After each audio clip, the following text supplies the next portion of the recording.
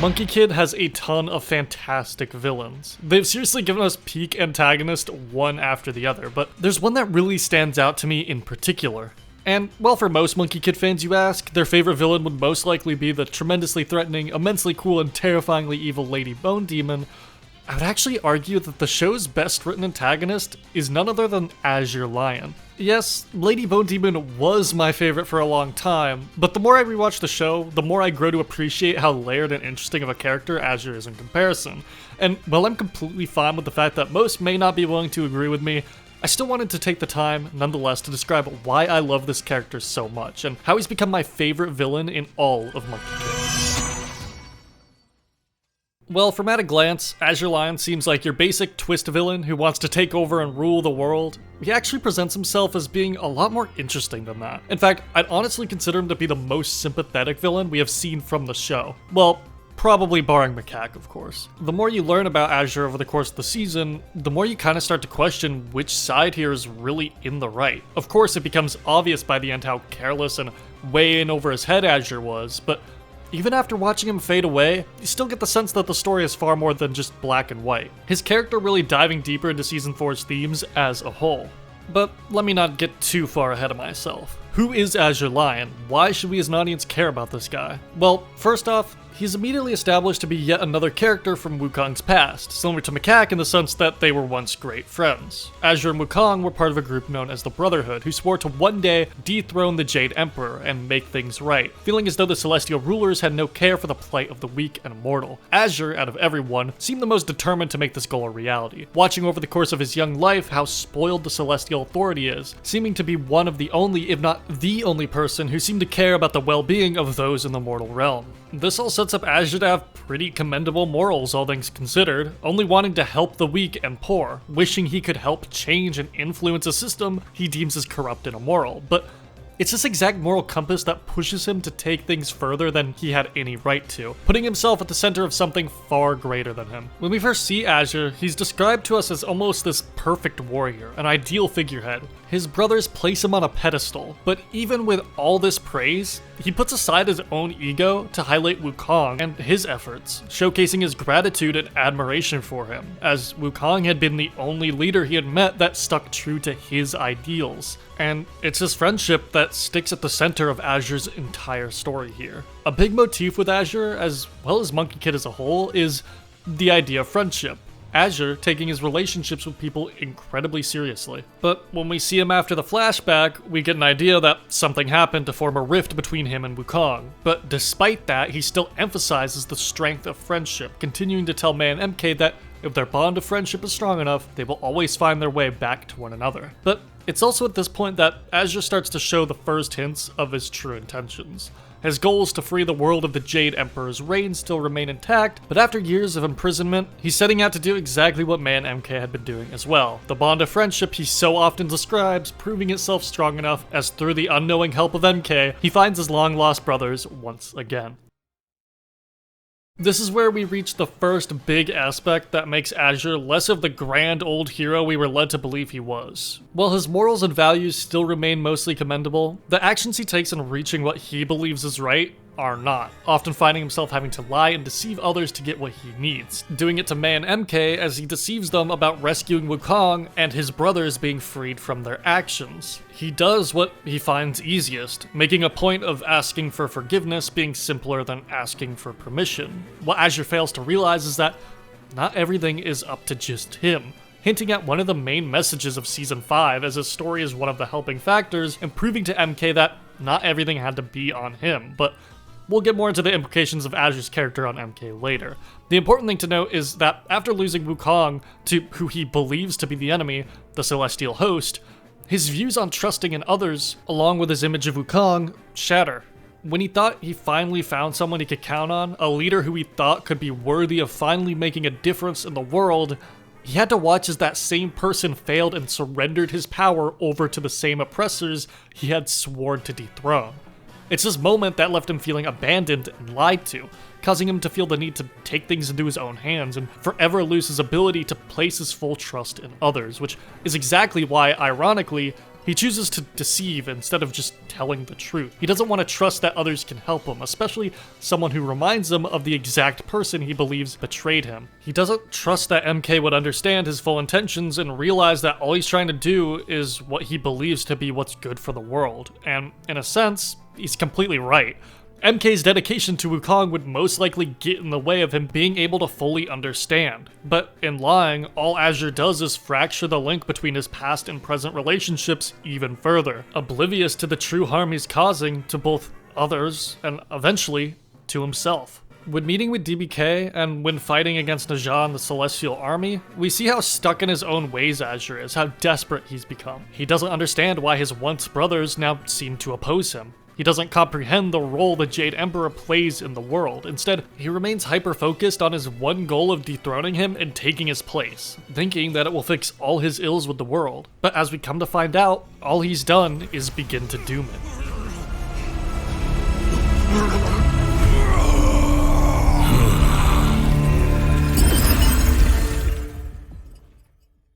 I think Macaque puts it best when it comes to describing Azure's disillusion. As he puts it, everyone thinks they're the hero of their own story. Azure's always been good at convincing people he's the good guy. He's even fooled himself. There's a point in which Azure's true morals and reasons for doing what he's doing are lost in his desperation to get revenge upon those he feels wronged him. It doesn't matter to him anymore how many people he has to hurt or how many friendships he has to break. All that matters to him now is that he gets to call the shots. But even so, we still see glimpses of Azure's desire to be the hero in the eyes of those he deeply cares about. Yet he forces himself to push those feelings down and focus on his goals. But here's the thing I find fascinating. Wukong, the person that caused Azure to spiral into the person he is now, struggles with the exact same thing. To pull another quote from the episode A Lifetime of Mistakes, Wukong says this: I just wanted to protect the people I cared about, to be strong enough. I lost sight of why I was doing any of it. Just like Wukong, Azure's well-intentioned goals have sent him to a point of fear and desperation, going to great lengths and hurting those closest to him just to try and make the world a better place for him and his friends, which is exactly what MK is terrified of letting happen to himself. No matter what Azure does, it all just leads to pain. The entire season centers around this quote we heard the Lady Bone Demon tell MK at the end of last season.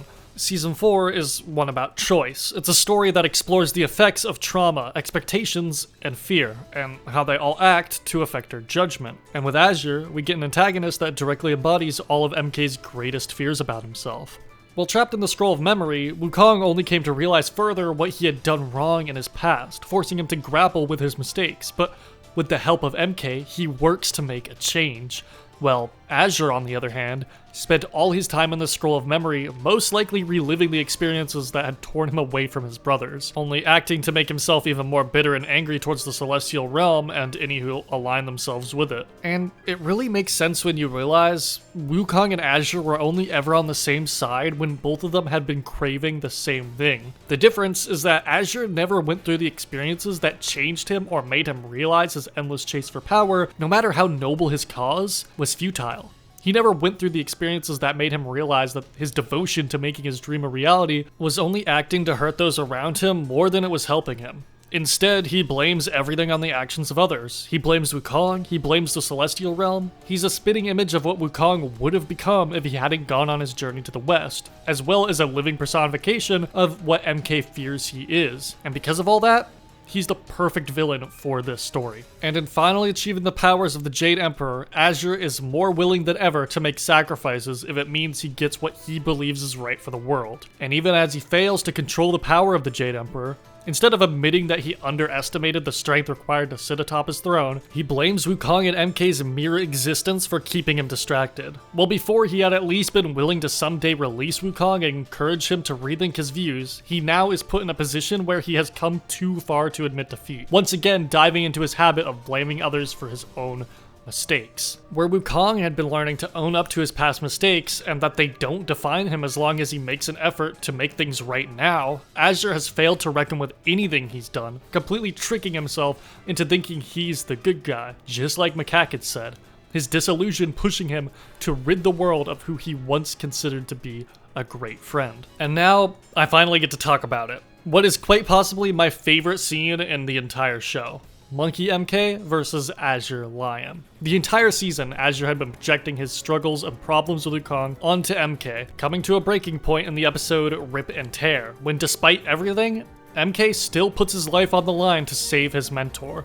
At this point, Azure places all his blame on Wukong. He's so far gone that he truly thinks Wukong is the reason for everything that has gone wrong for him. From the beginning, he has held this same grudge. He lied to MK to keep him trapped in the scroll. He attempted to convince MK that Wukong was nothing but a traitor, and now he attempts to destroy him once and for all.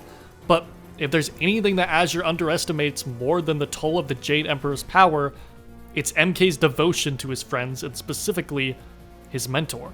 Azure tells MK he should feel lied to by Wukong, that he should feel betrayed. He believes MK is a victim of Wukong's blindness, someone just like him that he thinks is being used to get what Wukong wants. And yeah, in a lot of ways, Wukong hasn't been the best mentor to MK. He hasn't always been completely honest, or responsible, or upfront with him. But unlike Azure, MK is enough of a devoted friend to the great sage to understand why, to understand his faults, and to see that he's trying to improve himself. It's something that Macaque had come to realize as well, that his view of Wukong wasn't everything. That while at one point he thought of Wukong as a bad person, he had come to accept that Wukong genuinely worked on himself over time and made changes to better himself.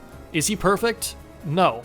He still has a lot to learn, but none of these characters are, and nobody in real life is either.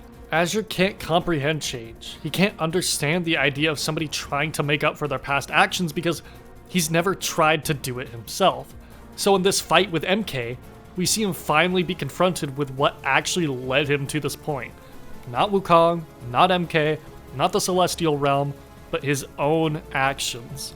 It's the exact same lesson that Wukong had to learn when trapped under a mountain after losing to the Jade Emperor all those years ago. The way MK digs into Azure here is really similar to how Macaque put Wukong in his place in that same scene. The lesson that Monkie Kid Season 4 tells us is that you can't blame other people for your own faults. You have to own up to them, or else you can never change.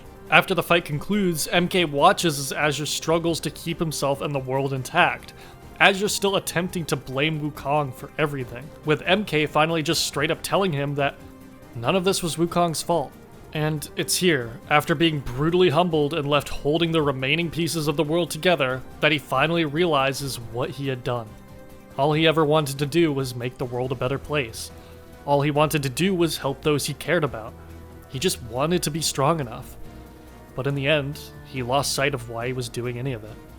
So in finally realizing that he had only made things worse, he takes it into his own hands to give up his own life so that he could hopefully end up making the world just a little better than he found it.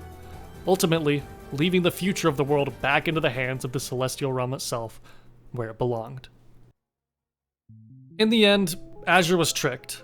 Not only by Zhongliu, but by his own mind. He tricked himself into believing that he was the hero, that because he had good intentions, that everything he did was for the good of the world, that even in sacrifice it meant he could make the world a better place, paying the price for his blindness and inability to admit failure as he would give up his own life to repair the damage he had done.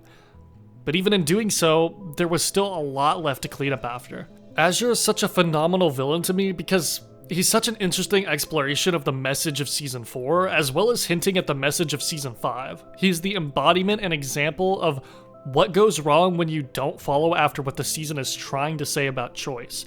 He is driven to his own demise because he refuses to reflect on himself and his own actions, to own up to his mistakes, but throughout it all, you can see how he became so far gone. You see how he only wanted to do what was best. You start the season wondering if maybe he's a noble guy, but you quickly realize that his habits became self-destructive, and how they harm all his closest friends, to the point of having nobody he knew but Wukong stick around to see his end. He didn't mean for things to go the way they did, but in his mind he had no other choice. He's a deeply tragic and layered antagonist who works so well because he plays into the themes of the story so seamlessly.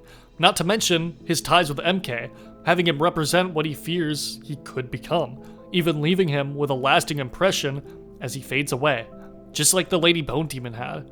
In Season 5, MK's fears about his monkey form are taken even further, as he also feels guilty about Azure's death.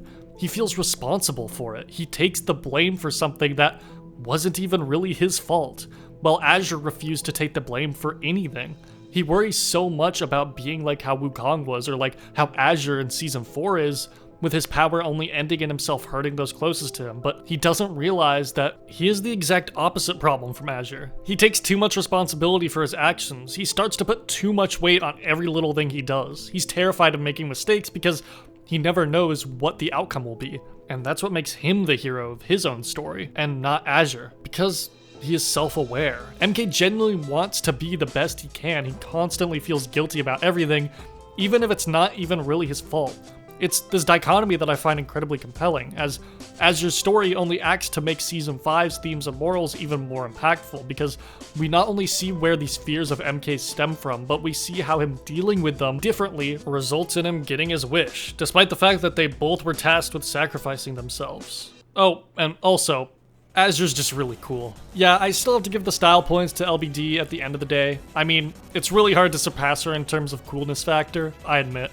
But still, the energy that Azure gives off is so intimidating and memorable in a completely new way from LBD and any other villain in this show. Seriously, Monkie Kid never fails to impress me with how distinctive and fun to watch all of its villains are, and Azure is definitely no exception. Everything from his design and vocal performance to his sinister musical motif and wonderfully animated fight choreography. Like, seriously, this design is perfect. It embodies all of his characteristics so well. He's bold, larger than life, royal and heroic looking, yet just foreboding enough to make you instantly cautious of him when he appears for the first time. If you couldn't tell, I really like Azure Lion, and I think he's honestly one of the most underrated Monkie Kid characters. He embodies basically everything I want from a good villain, and elevates what is already my favorite season of the show. Just an incredible antagonist that I think deserves way more praise.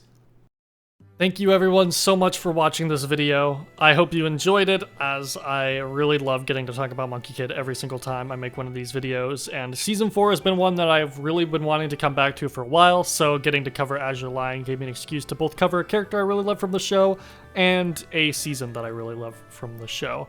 And if you haven't heard, yes, I am making yet another Monkie Kid fan EP with 6 new instrumental rock tracks, all pertaining to different characters, this time focusing on a bit more of the villain side of things. So I hope you guys are excited for that. Again, I just want to thank you guys so much for the continued support on the first fan EP. It's still doing really well on Spotify and Apple Music and stuff like that. So again, I really appreciate you guys continuing to listen to these tracks, as I put so much into these songs, and I'm really glad people are really resonating with them as much as they are. So again, thank you guys so much for that. But yeah, I hope everyone's having a great start to the year. Hope this makes for a good first video of the year, and I just cannot wait for all the stuff that's going to be going on with the channel during this year. So again, thank you guys so much for watching. Have a great rest of your day, and goodbye.